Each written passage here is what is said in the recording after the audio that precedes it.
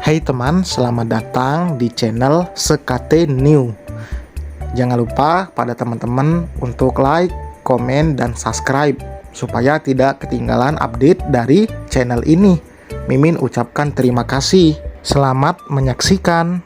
CEO Angku bab 32. Ketemu lagi di weekend. Selamat malam minggu teman. Semoga lancar ya hari ini. Semoga bisa bersenang-senang dan berbahagia selalu bersama teman-teman, keluarga, dan orang yang disayangi. Amin. Baiklah, langsung saja kita mulai. Bian berguling-guling di atas kasurnya. Matanya sulit untuk terpejam. Foto Hanin bersama Bara terus melekat dalam benaknya. Ia benar-benar tidak menyangka Hanin akan pergi bersama lelaki yang bahkan baru dikenalnya. Meskipun Bian juga sama, hanya saja beda beberapa waktu saja. Dia itu masih istri gue, mana boleh pergi sama cowok lain, gumam Bian. Ia menjambuk rambutnya frustrasi. Gimana ini? Jam sudah menunjukkan pukul 11 malam. Tubuhnya merasa lelah, tapi kantuk seolah tidak ingin menghampiri. Lelaki itu bangkit, menyambar kunci motor dan juga jaket miliknya. Saat tahu Hanin pergi, baru ia merasa frustrasi dan kehilangan. Tapi saat gadis itu berada di dekatnya, malah disia-siakan oleh Bian. Hampir tengah malam ia mengendarai motornya, membelah jalan ibu kota yang lengang.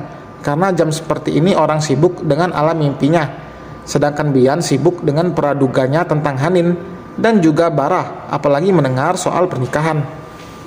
Nggak bisa, Hanin nggak bakal bisa nikah sama orang lain selama nggak jatuh talak. Pernikahan mereka nggak sah. Sepanjang jalan, Bian terus bergumam, mengumpat dan merutuki dirinya sendiri. Namun satu hal yang masih enggan diakui olehnya. Ia enggan untuk mengatakan jika dirinya mencintai Hanin. Jika terus saja gengsi, sudah pasti Hanin akan dimiliki oleh lelaki lain yang lebih bisa menghargai keberadaan Hanin dan menyayangi gadis itu. Motor lelaki itu berhenti di depan pagar rumah orang tuanya. Buka pagar, Bian menelpon Fikro yang sudah pasti belum tidur jam seperti ini. Tidak lama Fikro keluar dari pintu dan berjalan untuk membukakan pagar. Gabut banget sih lu, tengah malam datang ke sini, ganggu gue aja, protes Fikro. Namun tidak dihiraukan oleh Bian yang kini sudah memarkirkan motornya dan masuk ke dalam meninggalkan Fikro yang mendengus sebal. Bian menjatuhkan tubuhnya di sofa ruang tengah. Berkali-kali menghela napas, ia benar-benar tidak bisa tenang. Benaknya dipenuhi Hanin, bukan lagi Dela. Sini lu, mau kemana? Apaan? Gue ngantuk nih. Alah, lu paling mau ngegame lagi kan? Duduk nggak? Atau gue potong uang jajan lu? Yang kasih uang jajan gue kan mami, bukan lu. Oh, jadi nggak mau nih motor baru? Mata Fikro langsung berbinar. Ya mau dong, siapa sih yang nggak mau motor baru? Ia langsung duduk di samping Bian. Bantuin gue. Bantuin apaan? Cari tahu soal Hanin. Dia pergi ke luar negeri. Apa? Bian membungkam mulut Fikro. Jangan teriak, Ogep. Nanti semua orang bangun. Wah, kakak ipar gue pasti kabur tuh karena nggak tahan sama kelakuan lu. Bian menjitak kepala Fikro kesal.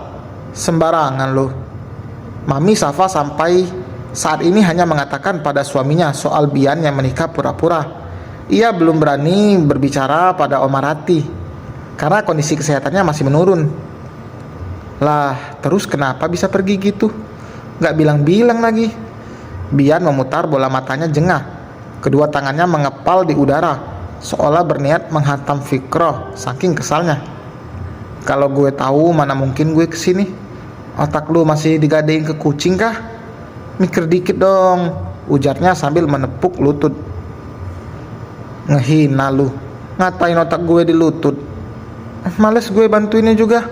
Fikro berniat untuk bangkit. Ya udah, motor hangus, biar gue kasih Viren aja. Jangan dong, ambekan banget sih. Pantesan aja ditinggalin. Jadi duda nih sekarang.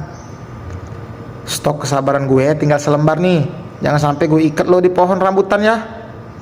Bian meminta bantuan Fikro karena adiknya satu ini seorang hacker dan sangat bisa diandalkan. Bian pun akan memberikan imbalan yang setimpal nantinya pada Fikro. Yang terpenting ia mendapatkan informasi yang akurat soal Hanin dan juga Bara. Mengingat kedua orang itu, hati Bian langsung terbakar. Tapi nggak bisa sekarang-sekarang, tugas kuliah gue lagi numpuk soalnya. Luang waktu sejam kayak buat cari tahu. Ogah, gue kalau udah duduk di depan laptop udah lupa waktu. Kena semprot mami lagi. Lu yang enak, gue yang sengsara. Oke, kapanpun lo bisa. Gue bisanya nanti udah lulus S2. Bantal sofa melayang menghantam wajah Fikro. Fikro lulus S2 beberapa tahun lagi. Ia benar-benar sukses membuat Bian semakin naik darah. Gue piting juga leher lu. Fikro tertawa lepas sambil berlari meninggalkan Bian yang mengeram kesal. Lelaki itu mengurut pangkal hidungnya yang berdenyut. Apa yang terjadi dalam hidupnya sungguh tidak disangka-sangka. Semua itu sukses membuat Bian sangat frustasi. Untuk melangkah ke kamarnya, ia merasa malas. Tubuhnya berbaring di sofa. Entah jam berapa ia akhirnya berhasil memejamkan mata. Abang, bangun. Udah sholat subuh belum? Mami Safa menggoncangkan pundak Bian. Ia saja kaget saat tahu Bian ada di rumahnya. Bian datang jam berapa, Mas? Tanyanya pada Papa Rafael. Enggak tahu. Abang, bangun. Hanin, Nen, jangan tinggalin gue. Bian malah mengigau sambil memegangi tangan sang ibu, menyentuhkan di pipinya. Mami Safa dan Papa Rafael saling berpandangan. Mereka juga tidak tahu menahu soal Hanin yang sekarang sudah berada di luar negeri untuk melanjutkan kuliahnya. Jika saja Bian tahu di negara mana Hanin berada, mungkin ia akan menyusul. Tapi ini ia sama sekali tidak tahu. Tidak mungkin mendatangi satu persatu negara hanya untuk mencari Hanin. Konyol. Belum ngobrol lagi sama dia. Mami Safa menggelengkan kepala menjawab pertanyaan sang suami. Karena kesibukannya dan juga kesibukan Bian sendiri, Mami Safa belum ada waktu untuk bicara dengan Bian soal hubungan lelaki itu dengan Hanin. Biar aku yang bangunin Mi. Fikro datang dari dapur. Biasanya ia juga susah bangun, tapi karena memang banyak sekali tugas, mau tidak mau ia harus mengurangi jatah tidurnya. Fikro tersenyum jahil, mengambil segenggam es batu dari mangkuk yang dibawanya. Orang tuanya hanya geleng-geleng kepala. Fikro cekikikan sebelum memasukkan es itu ke dalam kaos Bian. Dalam 1 detik pertama, Bian langsung bangun, merasakan dingin yang menusuk dari es batu menerpa kulitnya. Fikro tertawa puas lalu kabur.